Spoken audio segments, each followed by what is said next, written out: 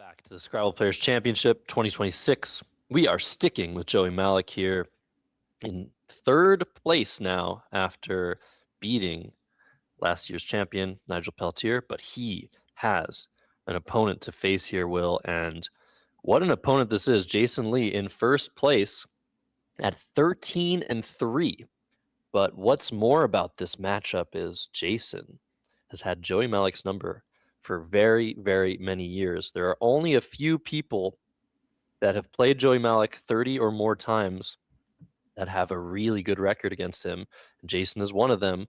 Total record between them, 15 wins for Joey, 24 wins for Jason Lee. But look at that draw, Will. Oh my goodness. That's what you're looking for when you've got somebody that you struggled against. You'd love to start the game on the right foot, and Joey is going to do just that with Santour here. Plays it quickly as we have gotten used to seeing, but Jason in a great position to respond with the first blank on his rack. So contrary to a couple of the games we've seen so far, which took a little time to develop, this one starting off with some fireworks. That's the beauty of Scrabble, Josh. That is indeed, and Joey probably thinking, all right, I got a good start against this guy for once, but not really. Jason Lee is going to respond in turn with one of a number of bingos. The first thing you're looking for here is a potential play down to the triple or up to the triple, but also a double-double through the O of Santour. So Pilewart is the only thing I see through the O. But is there a possibility of something higher scoring here, Will? Yeah, he's going to be looking. He's going to be looking through that O. That is the first place where you would want to look. Try to get that double-double. Then from there, you want to go for that A. Try to connect something to the triple. Doesn't seem like there are any words that do that, but Jason, with that blank in hand, is going to take a couple minutes to identify those possibilities. I do feel like the O looks incredibly tempting here, that there should be a double-double. It just turns out there is not. The best, or I guess I should say the highest scoring by a solid margin, so potentially likeliest to be the best play here, is Writerly, which is a little bit off the beaten path, Josh. This is one where if I saw this, I would assume there was probably something better than this here. Yeah, Writerly is the best bingo at 80 points. Jason going to take a really, really long time. How long do you think Jason Lee should or will take on this turn, Will? Great question. I would want to really try to cap my time expenditure here at about 3 to 4 minutes. We're seeing Jason having spent a couple already. It's when you have the blank tile, that is the most time consuming letter that you can have. You have to consider every single possibility. Well, maybe not every single one, but in this situation, you may be wanting to do that. And oh man, I sure hope he does not play Wilters, Josh. This is a common phony. This would be really bad if it comes down. I'm pretty sure Joey Mallick would remember this not being a word. It looks like a word, though. Okay, it looks like instead we're seeing twirlers for Jason Lee. This is 72, not as good as, not as good as Writerly, but it is definitely a word. Yep, valid word, solid play, leaving a couple points on the board. But if you could stipulate that Jason would find Writerly on his rack, if he spent, let's say, 3 more minutes in the game to do, now you have to wonder, boy, maybe it's worth just taking the 72 pointer that I see right now and keep that time for those more impactful decisions. That being said, we just saw a game end with a 6-point margin of victory for the winner. So 8 points does matter in this game. I think what matters the most in this game is history and psychology, but definitely the plays matter too. Twirler is definitely a little bit of an inaccuracy, but you're right. The time usage is important. You're playing against Joey Mallick, of all people. You have to play quickly. He's going to make his decisions fast almost 100% of the time. And Beam, another pretty quick decision, only using 44 seconds on average a turn. This is a high score, but a really, really bad leave. So we'll see if Joey's going to be able to get out of OOV. Jason, on the other hand, his post bingo draw, pretty nice, pretty balanced, pretty high scoring. But now on this board, it's hard to score points. YEOW underneath the ANTO of Santour. Potentially, I would be looking through the ET on the top of the board to see if I can get that double word score, that triple letter score. What are you looking at here, Will? Yeah, definitely. You can probably dispense with the B relatively quickly. If you have a word ending in B with these letters, it's pretty likely that you're going to see it quickly. My eye would definitely be drawn to playing through this ET, trying to find something that puts a good tile in the triple letter score. And failing that, you're going to have to improvise. And I'm wondering, is it possible that Jason will have the stomach to play something with beamy here? That is a valid word, but man, it's hard to play there without opening up something pretty scary. That is not what I associate with Jason's style of play at all. Yeah, so he's doing Yao as expected. This sets up his P nicely with top OWE, so he immediately has the possibility of re-underlapping with PER for 28 points. So this looks like a good play. PER, very good leave. PYRE or PYRO with Beamy were interesting. Pyro takes the S. Pyre takes an S and an X. So that would have been really, really rough to see if Pyre came down and then a big X play for 60. But we're not seeing that. And Joey Mallick now, a little bit of a tough rack to deal with. He did keep VOO, but HIPY actually really complements his leave pretty much as well as anything. Yeah, to his VOO leave, he got a nice mix of scoring tiles. It's going to give him, oddly, he now could play Pyro if he wants in that very same spot. So both players have that play to choose from, but may opt for more defensive choices. In this situation, though, it's hard to come up with a play that scores as well as those. I guess you could play Piety through the ET at the top of the board. That's interesting. Looks like he's considering it now. The nice thing about that is you keep O's that would potentially play on top of the P, which is not that easy to overlap. Without the O or U, you literally cannot overlap that P in that position. So Joey would have some of the few tiles that you would need to play back to the triple afterwards. Looks like a little bit safer of a play overall than Beamy and Pyro. But meanwhile, Jason sitting on excellent tiles. We're going to see another bingo from him next turn. Absolutely. There's no way Joey Mallick is going to block Terrans here, playing with AYS at the very least. And yeah, Piety looks pretty smart. It sets up the O on the top with OP. Hooli through the L of Twirlers would be a nice play if it didn't set up that gigantic double-double spot, which I don't think is close to Joey Mallick's style. I don't think he does stuff like that pretty much ever. So Piety looks smart here. Viol, VIOL was possible for 15 to the L of Twirlers just to keep a really nice high-scoring leave. But Piety looks very strong. And he's going to have to get rid of that V. He has the H with it now. Same leave as last time, but with an H. And here's what happens when you draw poorly. Look at that terrible Q draw. It just sticks there. Your bad tiles will stick on your rack. Your good plays will use other tiles. And wow, after Terrans, although Jason Lee's only going to be up around 30 points, this is really, really rough for Joey long term.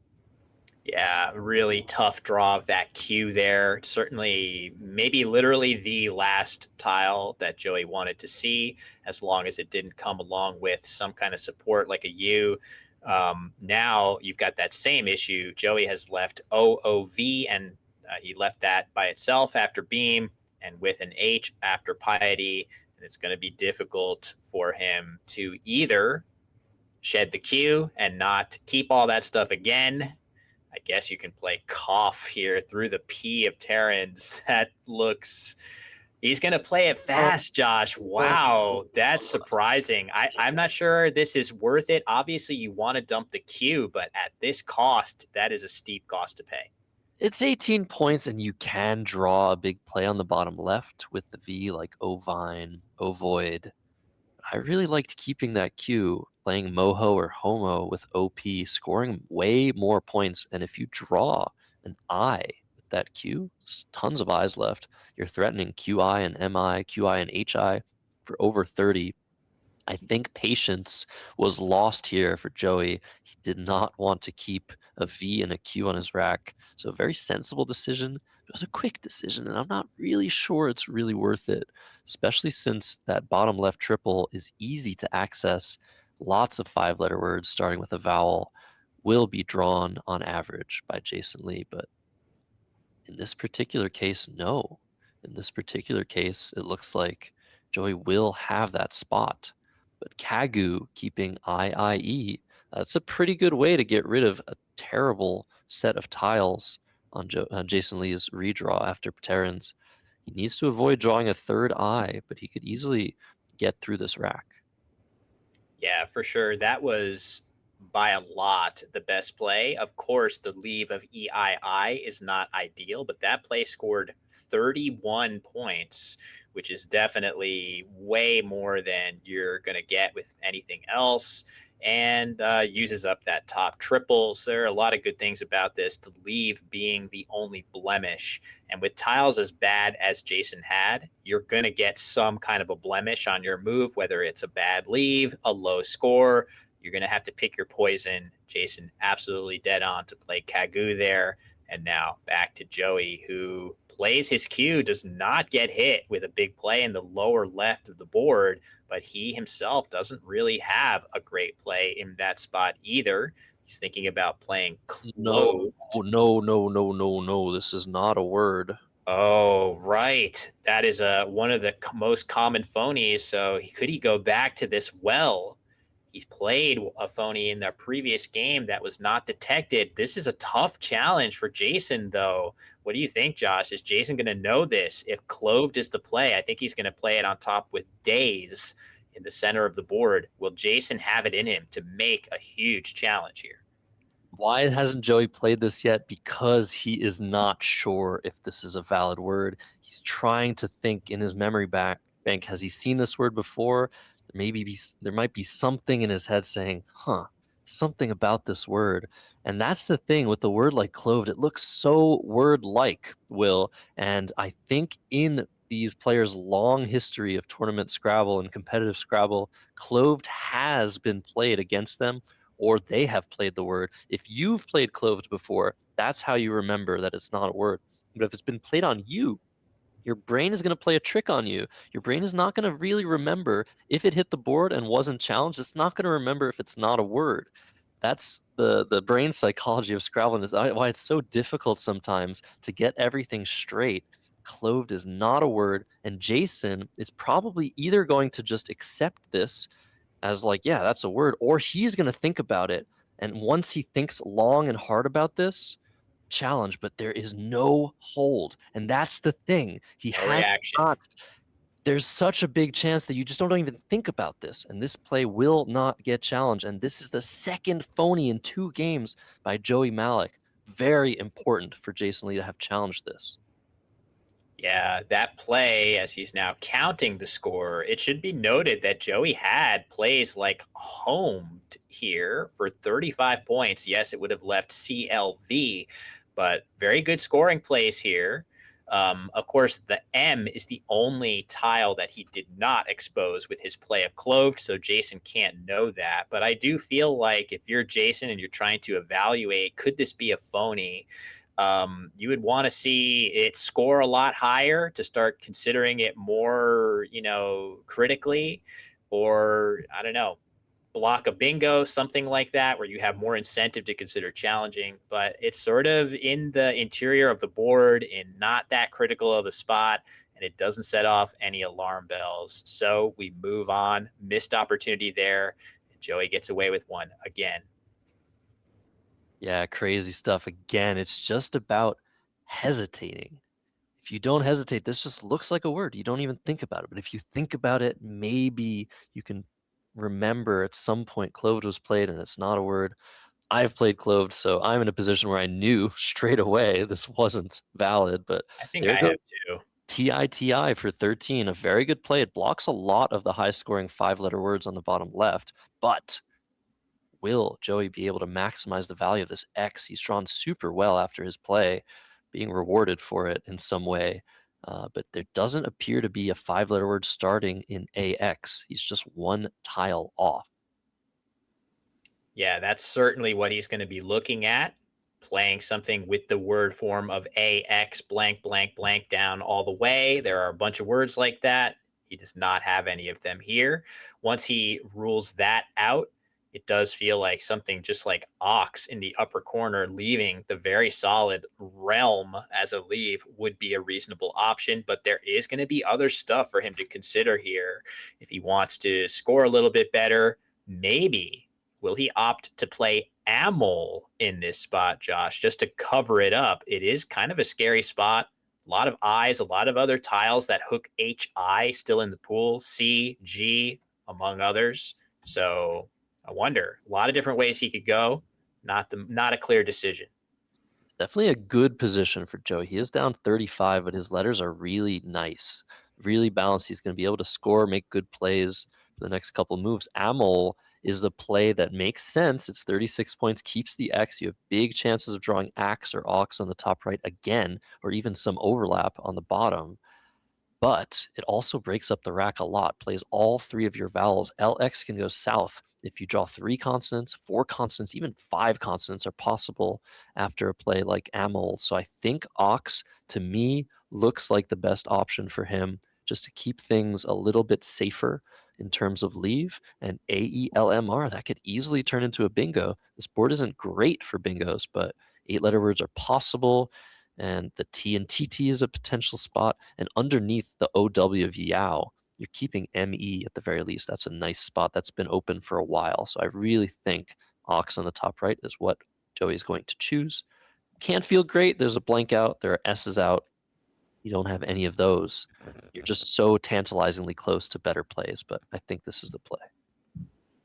Makes sense. Sometimes the simple play is just the best play. Ox and oi, 2-letter words. If you're out there as an aspiring player yourself, it could be empowering to see a player as good as Joey Mallick making a play like this. A lot of plays that are, strategically complicated look deceptively simple. This play, I guarantee you, looks simple, but has a lot of logic behind it. As you say, Joey may be thinking that the M is a really good tile. Wow, really quickly, we're going to see the value of this spot making itself clear to Jason. Genie E in the corner. Great looking play with no playable bingos for him, Josh. Yeah, he was really hoping that Joey Mallick would play a 5-letter word there, ending in an R. Look at Joey with the little funny Lermans is his rack. That is Jerry Lerman, one of the players in this tournament, longtime friend of Joey's. But yeah, Genie I coming down without that R being floated into space. That is a clear decision. The ING is nice to keep, but 30 points is nicer. And there is that second blank. What a huge draw for Jason Lee. He is in fantastic shape now to win this game, even after the bingo of almoners and ups.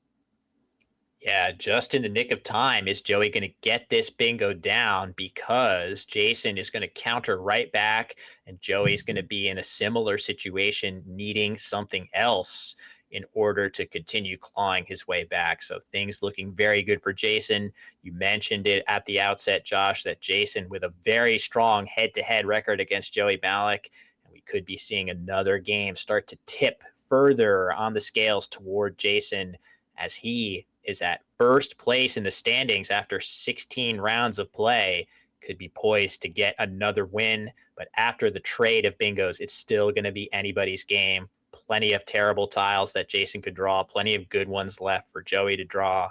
Still everything to play for. Jason right now, he's tried to alphabetize his letters, but the I is in the wrong spot. Looking for a 7-letter word under the KA of Kagu, probably ending in IE or something. That's going to get blocked by Almner's. He's going to have to look for underlaps. So Almner's fits with ups. We can put that on the board. It doesn't quite reach the double word score. So there is a possibility of a potential word under or over, but look at that. LMN in a row. It's not going to be possible, is it, to underlap that? So I think after Almner's, Jason can pivot and look maybe from the T of TT. Tortoise plays there, and he'll have around a 30-point lead after all is said and done. So maybe actually not as bad as I was first saying. There is a lot of potential for Joey Mallick to draw a big scoring play after Almner's and after Jason's response. So I think this is actually a game hanging in the balance right now. Very, very close, even after Jason's bingo response. The J and Z still lurking, as you mentioned. There are scoring plays that could hit very, very hard. The board spins here. We'll redraw. Something in this spot would be very, very heavy hitting. Instead, we're going to see Sutir, and look at that. Both the J and the Z find their way onto Joey's rack, which oddly, he would probably rather have one of those at a time because it's difficult to use the two of them together. I'm sure he would want to swap that J or Z out for a different letter that would give him a 4-tile play in this spot, but I'm sure he's going to be able to do something good with those high scoring letters.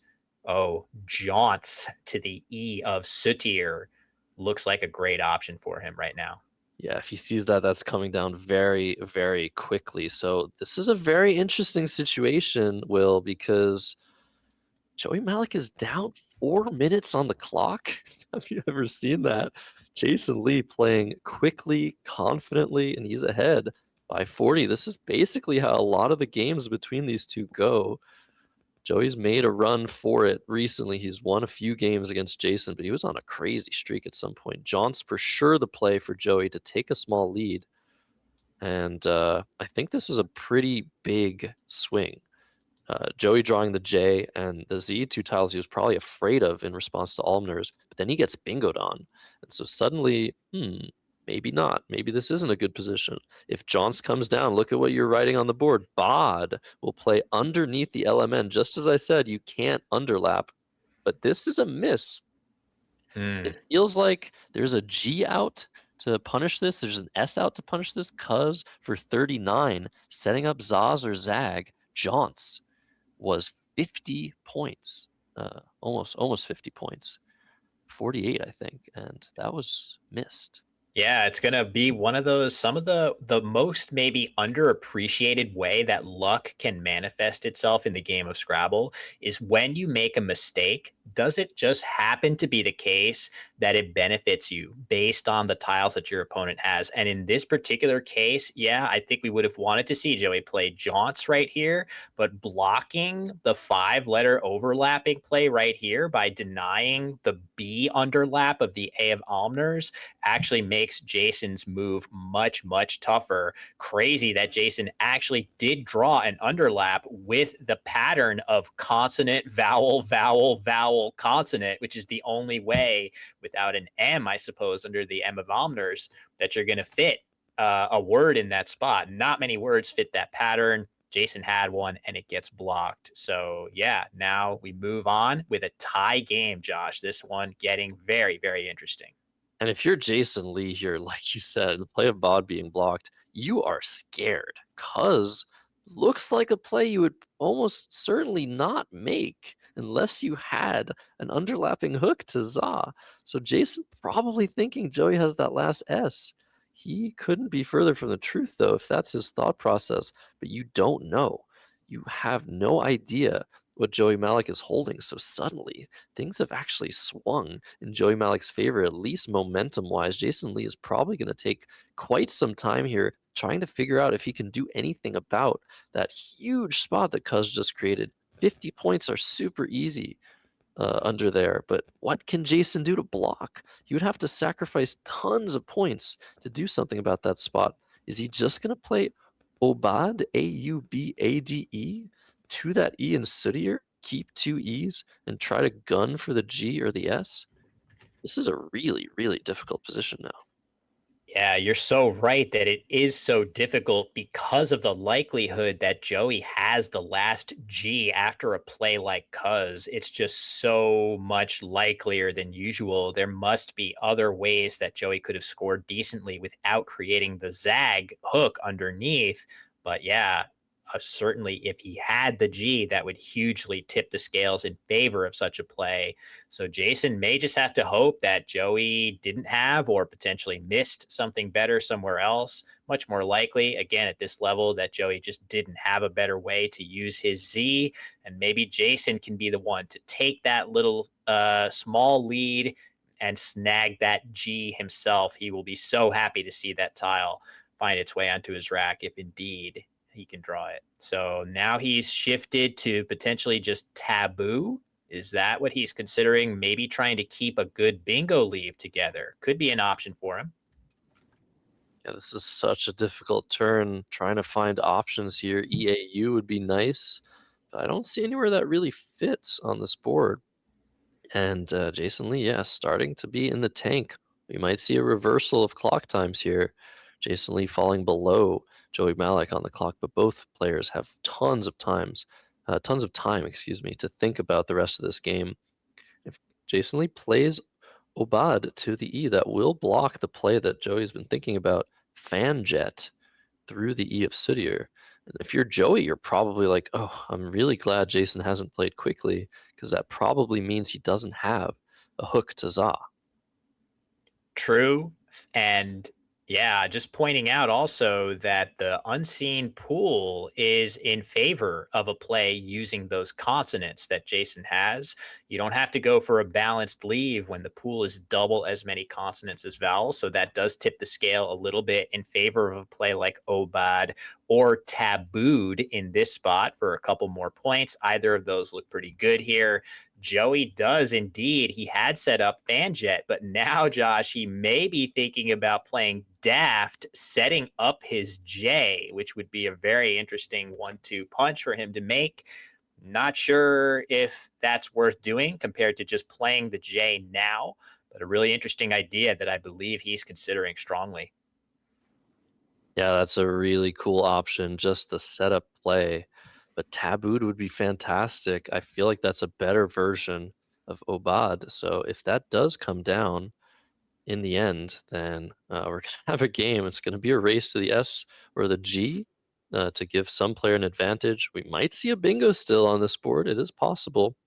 And instead, we're seeing Butte keeping ADE. This is an even more aggressive line. This is only 14 points, but sets up big underlaps for Jason Lee and trying to deal with the threat on the top by setting things up on the bottom. This is a very dynamic decision by him. And now, Joey Mallick probably just going to go ahead and play Fanjet now that Daft was blocked. The funny thing too about Butte is that it's a great play to keep with ED on your rack in reserve if you can fill up with consonants in the right way. And it looks like he has drained, and that is still going to play underneath Fanjet. The No, ED no, no, no, possibility is still there. Oh, he doesn't have it. no. Okay, He has. Aneroid. Wait. Oh, so Aneroid did get blocked and now is not going to play because FI is not a word. Oh my God, Josh, that is crazy. What a swing. Let's see what Joey gets. The G still out there, the S still out there. There's the G. Wow, that is a good draw for Joey Mallick, but Jason's so close to a bingo. Is he going to try and block the spot now with something like Izard, Izar, Azan? I feel like now that's when you start to just worry about that spot. I feel like Jason's going to make a play up there once he realizes that he doesn't have a spot for a bingo. I think you have to play Azan or Izard. With 5 tiles in the bag, the likelihood that Joey has a G or an S is huge.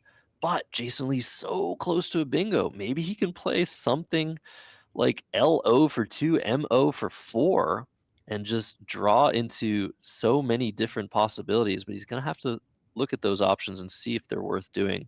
I think Izard leaving 2 tiles in the bag is the best way to have good timing here. And he's if he plays Izard, he has a 3 in 5 chance of drawing that S.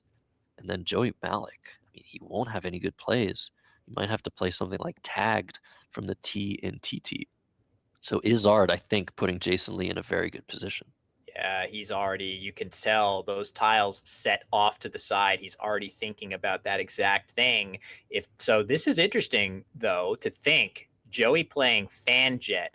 What does this mean for the G, right?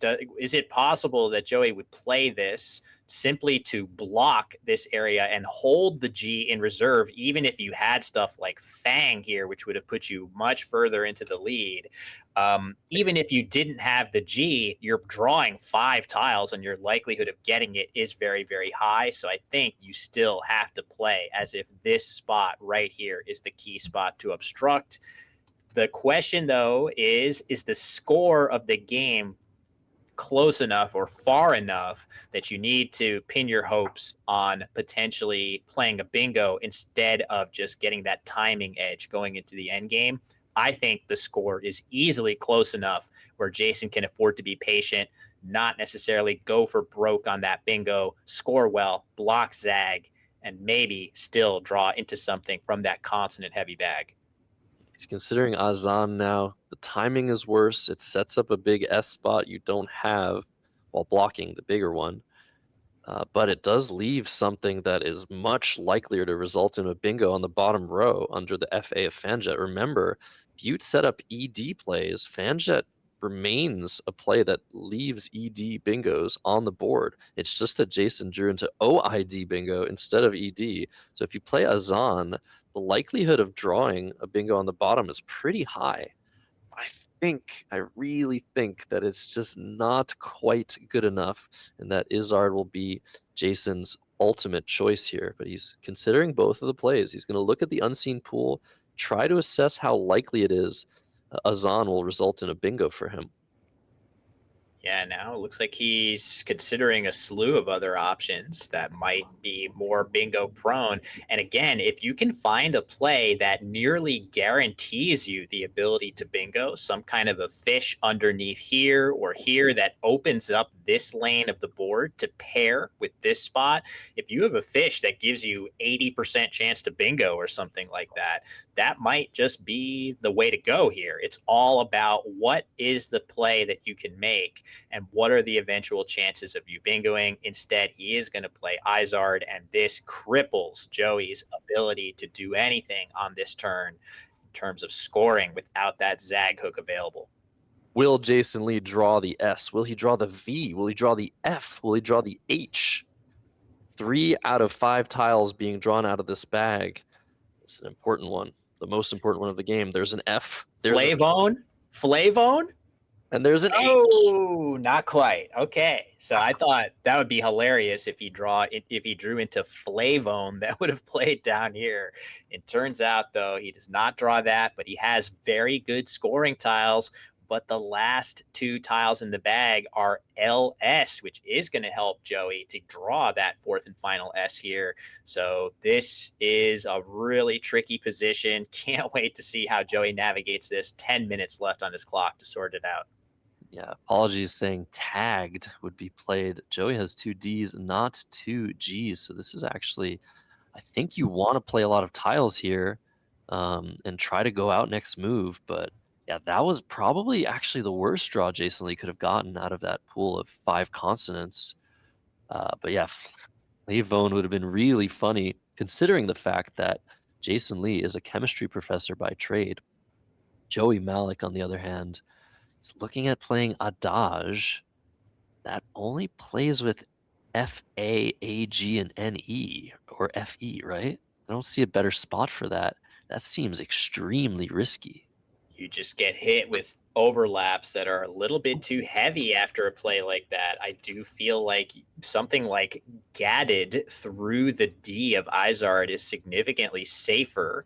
Similar scores, getting a lot of tiles off the rack and setting you up to go out in 1 on the next turn. If you can dodge a really big scoring play for Jason on his next turn, you might be able to squeak ahead with a play like that. I think the goal here for Joey should be to use as many tiles as possible within reason and set yourself up to have one more turn in the game and hope that Jason cannot score a ton after the whatever play you choose.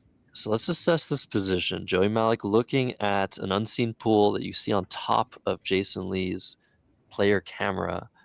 You want to play as many tiles as possible. So 6 is the ideal here. Of course, you can't play 7. That would have already been on the board.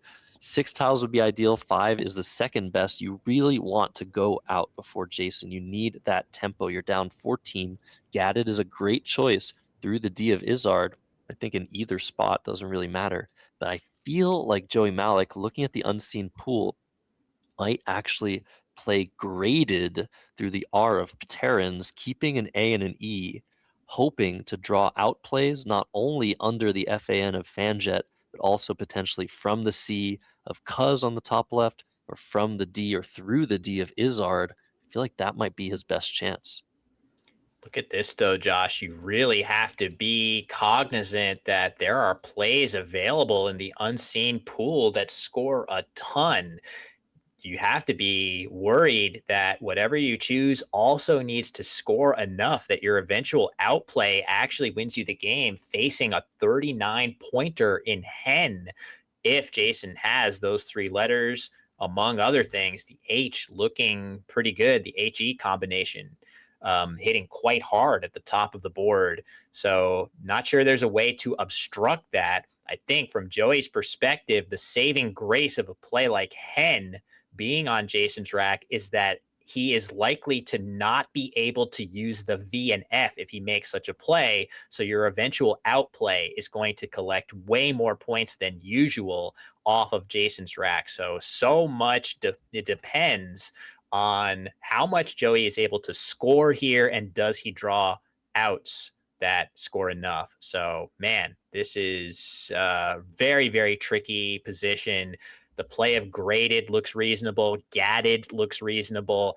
Adage, though, something either adage here or adage a little bit further to the right just gets you hit way too hard. Looks like gadded may be the play for Joey, setting himself up well if he draws SL from the bag that's waiting for him, Josh. Yes, if he plays graded, he will win this game as long as both players play optimally. Jason Lee is just saddled with too many points. Graded is 18. That would put Joey up 4. You said 39 for Hen. That'll put him down 35, and he'll be collecting 20 points from Jason Lee's rack in the end game. So all he needs to do is score 16 points, and he'll be able to do that with AELS on his rack. And this would be a sale here, or lays is 17. Does that mean Joey Mallick will win this game by 1 point? Very Incredible. possibly. So graded is a winning move. I haven't checked gadded, but this is the word that Joey is thinking of playing, and it's on the board. And I think this is it. I think Joey Mallick is going to take down the leader, Jason Lee, by 1 point, as long as they have the scores proper. Incredible. Just another masterclass by Joey here to squeak out this incredibly tight game with very nice pre-end game play. And Josh, to your point, another underrated thing about the play of graded is that it gets in the way of Fovea, which would otherwise be an interesting option here to score decently well and also dump those 4 pointers in one go. You can't play that after graded, whereas you can after gadded, which could make a big difference in this game. Now, Jason evaluating, is Hen going to score me enough points? Needs to figure out what can Joey do with these letters, and he's going to find out that Hen, as nice as it looks, is not going to get the job done here. So close. In fact, it is a 2-point loss after Hen. Fovea does still fit with FE and AA. That doesn't score nearly as much as Hen, and is going to lead to a loss because it sets up easy outplays for Joey Mallick, collecting too many points from Jason Lee. And I think the more Jason does the math, calculates this, double checks, the more he's going to realize he needs better than 39 here. And where is it? Is there anywhere else on this board I can dump these big tiles I did not expect to draw? The answer is no. So unless Jason Lee comes up with a crazy way to steal this game, which involves a phony most likely, he will be losing once the scores are double checked by both players. And we want to say this, we say this sometimes. The players are responsible for scoring their own games. We do not intervene in that regard. We know what the actual score should be, 367 Joey, 363 Jason. But when games are so close, the players are the ones that agree to the final score, and sometimes there are mistakes. However, players are allowed to recount a game that is really close. So if there is any doubt, Jason Lee will certainly try to recount this game, try to find some points that he might have missed. He might have misscored some of his plays. But Hen is going to lose the game by 2 points when all is said and done between the MNE of Almners and the KA of Kagu. And it all came down to that post-Izzard draw for Jason Lee, FHV, just a little bit too heavy. I feel like in this particular instance, with this particular bag, Jason Lee would have won most of the time. But instead he drew FHV, and sometimes that's how it goes. Yeah, with anything else, he's in great shape here. And to his credit, he is basically sussing out, this is the best I can do. How quickly is Joey going to play his winning moves here? Could he recount the game? He's obviously both players still with a good chunk of time on the clock. But I just want to point out, Josh, had Joey played gadded here for 20 instead of graded where he did, this game would be a tie. Fovea would come down here scoring just enough extra, 28 instead of the 22 that it would score here by shifting it 1 over and blocking Joey's overlapping plays and forcing him into just low enough scoring outplays. So gadded would have been a tie. Graded gets him the win. The tiniest nuances can decide games at this level, and they do often. And with 5 tiles, how many different draws are there possible? I think this might have actually been, based on what was in the bag, a 50-50 shot after Izzard, based on what Jason Lee draws. 3 tiles out of 5, leaving 2 tiles in the bag, and Sale coming down for 17 points, bringing Joey Mallick to 384 plus 20 from Jason Lee's rack. 404 to 402, and we will go to the overhead mic, but I think we're going to see a recount here. A recount. Okay. You want to start from this beginning? That was Yeah. a good game. I don't think I can do better. Yeah. 1, 2, 3, 4, 5, 6, 7, 8, 16, 66. 4, 5, 6, 7, 8, 9, 10, 11, 72. Do you like Wilters? No. Yeah, I don't like it either. Beam is 6, 7, 8, 9, 13. That's 37 is 103. 16. 20, 22, 23, 26 is 98. 9, 10, 16 is 32, 135. 9, 10, 23. 73. Yeah. Is 171. Off is 10, 18, 153. 5, 6, 9, 9, 27, 28, 31. Is 202. You sure about this one? Clothed? I think so. It's something I think that's- it's an adjective. Oh, okay. I don't think there's clothing. Yeah, that's it. 6, 7, 8, 12, 16, 20, 21, 22, You heard that, Will? 26, 27. Yep, sure did. It's not good. It's not good? No. I had like a little, like, inkling it wasn't good, but like 8, So 9, stoic, though. Wow. 15. Jason Lee, the maturity there. No, the idea wasn't there. 8, 9, 13 is 215. Ox 27, 28, 32, 212. 2, 3, 4, 5, 6, 7, 21, 22, 24, 28, 243. 4, 3, 4, 5, 6, 7, 8, 9, 10, 11. 70. No, there's no double. 1, 2, 5, 6, 7, 8, 9, 10, 11, 12, 13, 14, 16, 66, 78. 3, 4, 5, 6, 7, 8, 16, 4, 5, 6, 1, 2, 3, 4, 5, 7, 8, 16, 17, 20, 74, 317. This killed me. You have the G and the S? No. Not the G. I had AFJN.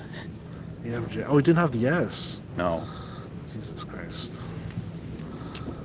10, 28, 20, 39, 317. Yeah, nothing here. 3, 4, 5, 6, 7, 14 is 331. 10. Late that 10, 11, 12, 16, 32. Is 349. 10, 11, 12, 13, 14, 15, 16, 32. 363. 1, 2, 3, 4, 5, 7, 8, 9, 18 is 367. 24, 25, 29, 30, 31, 36, 39 is 402. 6, 7, 8, 9, 10, 11, 12, 16, 17. Is 384, 20. Alright, good. Thanks. I actually saw you could have had overhauls. Oh, I see, okay. Yeah. Oh, that's why you played great. What was in the bag? LS. LS? Yeah. Well, I have to play this anyways, because I have to assume you Yeah. have an S, yeah. I had the G, not the S. Yeah. I drew FVH out of this. Yeah. Yeah. Once in a while, If I drew it an goes my way, I L guess. or you know, like something else, it might have been better. Alright. I haven't been on the wrong end of a lot of these. So. They won 2 tight games in a row. Yeah. No, I mean against Jason. Oh, Yeah. Well, he had 2 1-point wins against me in 2014. That's true. Including round 30, which That was is true. basically for the title game. 12 years ago, we do not forget. No. I'm submitting. Two 1-point, 1-point games are they kind of This is a 2-point game, so you got both yeah. back right now. Okay. 2, 2, 2, 4, 2, I was sure. 4. Huh? I was sure about clothed. I was. I was not sure. I thought it was I like- looked at it, I should have held. But even if Yeah. I held, I don't think I would have challenged. Yeah, I had an hand. It's something like that. I had homed for like a lot there, but saved CLV. I would have blocked it. I would have played. Oh, you could have just played Coved. I would have played Inti and then it leaves Coved. I don't know. I would have had to do something. Where would I else. play coved? Huh? Where would I play coved? Like I can't play this anymore. Then I have to. Oh, do yeah. And then I have to do something else. Yeah. Maybe I would have done Inti here. Something like that. Yeah. I was gonna play Clomb, CLOMB. Oh, okay. That before we played Kegu. I wasn't expecting that to get used. Oh, Clone here. Yeah. Nice. I kept IIE here. So. Yeah. All right. But remember to submit. Oh yeah.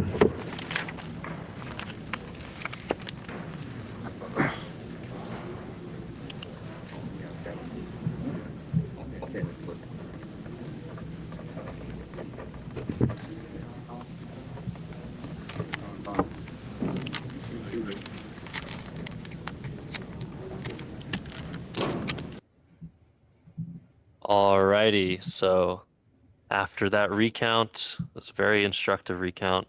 Jason very quickly reassessing the scores, making sure there were no mistakes. The confirmation is 404 Joey, 402 Jason. An incredibly clutch win for Joey Mallick. The precise play of graded coming back and winning him the game. So we will be sticking with Jason Lee in this one. We do have a new leader, though. Ori Swift has won his game by, I think, around 200 points against the player that Jason Lee is about to face, Evan Chester. And Evan Chester, what a run he has had in his first ever Division I Nationals, Will. Was he not playing Division II last year? Did he not win Division II last year? Isn't that what happened? How is he so good so fast? We will be trying to find out. Yeah, Evan is my club mate here in the Philly suburb, Delaware County region. I've played a lot of games against him over the last year plus, and it is astonishing how quickly he has picked up the extremely deep strategic nuances of top level Scrabble. It is crazy how natural all of that comes to him.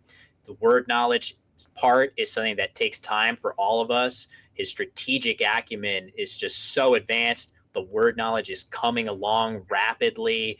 He is a player to watch, not just in the future, but clearly right now, contending at the top of the Division I field in his first ever top division nationals. Incredible achievement by him. Absolutely. So, without further ado, guys, Jason Lee versus Evan Chester coming to you relatively soon. Take a short break, and that matchup will be the last one before lunch at the 2026 Scrabble Players Championship. Don't go anywhere. We will be right back.